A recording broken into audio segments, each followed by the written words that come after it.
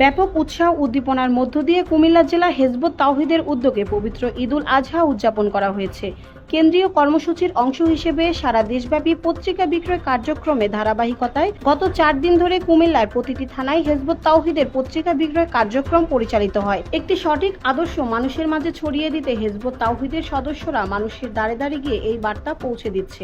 গতানুগতিক ঈদ আনন্দের পাশাপাশি তারা মানুষের মুক্তির বার্তা নিয়ে কুমিল্লার বিভিন্ন জনপদে উপস্থিত হন এবং মানুষকে একটি সঠিক আদর্শের ভিত্তিতে ঐক্যবদ্ধ হওয়ার আহ্বান জানান। তাদের মতে মানবজাতির মুক্তির এই কাজকে তারা জেহাদ হিসেবে গ্রহণ করেছে।